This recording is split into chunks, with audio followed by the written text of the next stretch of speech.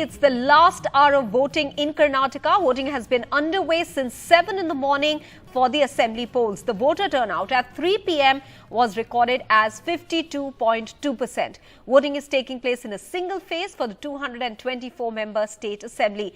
It's been an intense and often bitter campaign that one has seen over the last month or more.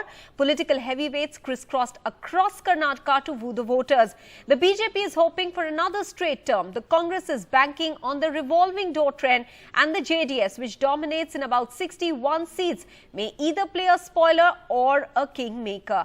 The results of this election could be an indication for the bigger 2024 battle, and that's why the stakes are running high. While the ruling BJP aims to break a 38-year jinx in the southern state, which has never voted an incumbent party to power since 1985, the Congress hopes to return to power, riding on allegations of corruption against the Bommai government. Prime Minister Modi made a fresh appeal to voters on the eve of the Karnataka Assembly Elections, urging them to come to vote on the 10th of May for a bright future. This prompted the Congress to approach the Election Commission of India, citing violation of the Model Code of Conduct since he was speaking in the silence period. Meanwhile, all big leaders started casting their ballots since morning. This is Jagdish Shettar, who cast his vote. Remember, he's one of the Lingayat leaders who quit the BJP and joined the Congress party after he was denied a ticket by the BJP, citing him as a veteran leader who should make way for others in the party. B.S. Yediyurappa, there you have him on your television screens now, senior BJP leader, one whom the BJP currently, despite his age, depends upon.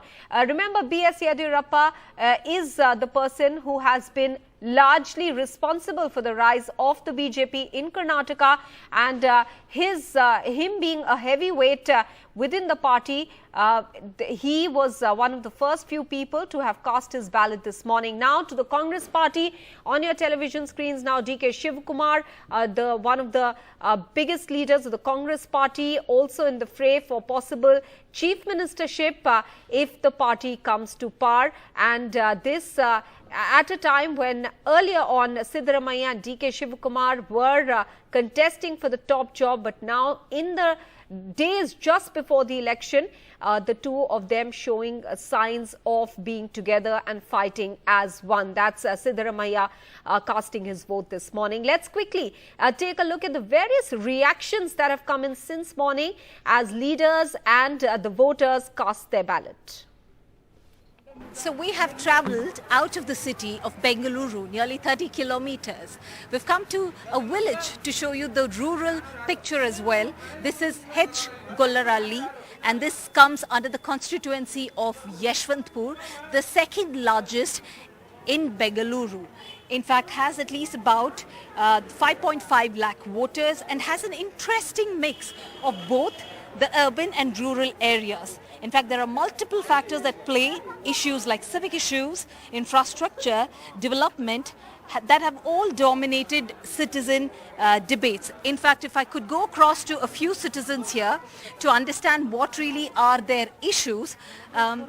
ಈಗ ನಿಮ್ಮ ಕಾನ್ಸ್ಟಿಟ್ಯೂನ್ಸಿಯಲ್ಲಿ ನಿಮ್ಮ ಊರಲ್ಲಿ ಇರುವ ಸಮಸ್ಯೆಗಳು ಏನಂತ ಹೇಳಿ? ನಮ್ಮೂರಾಗೆ ಸಮಸ್ಯೆಗಳು ಐತೆ, ರೋಡ್ ಆಗಿಲ್ಲ, ಬಡವರು ಬಗ್ರಿಗೆ ಮನೆಗಳಿಲ್ಲ, ಸೈಟ್ಗಳಿಲ್ಲ, ಅಜ್ಜಿ ಹೇಳ್ದಲ್ಲ ಉಣಕ್ ಮಸಣ ಇಲ್ಲ, ಅದೆಲ್ಲ ಸೌಕರ್ಯ ಮಾಡಿಕೊಡ್ಬೇಕ ಮೇಡಮ್ ಅವರೇ. ಓಕೆ, ನಂದೇನಿಲ್ಲ, ಎಲ್ಲರೂ ಹೇಳೋದು ಅದು ಎಲ್ಲರಿಗೂ ಮೇನ್ ರೋಡ್ ಆಗ್ಬೇಕಂತ ಕೇಳ್ತೇವೆ. ಸೌಕರ್ಯ ಇಲ್ಲ, ಮಕ್ಕಳ ಸ್ಕೂಲ್ಗಳು ವ್ಯವಸ್ಥೆಗಳು ಸರಿಯಾಗಿರ್ಬೇಕು.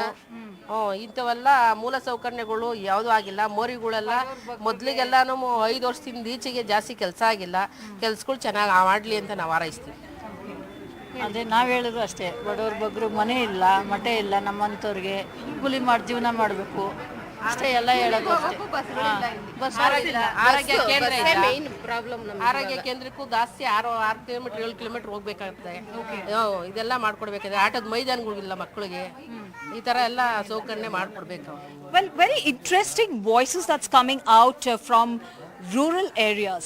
this is the pink booth that has been dedicated for the women in the rural areas. So some of the key issues, other than what's been touched upon, especially in the rural areas, are what they ask for is the basic facilities such as playgrounds for children.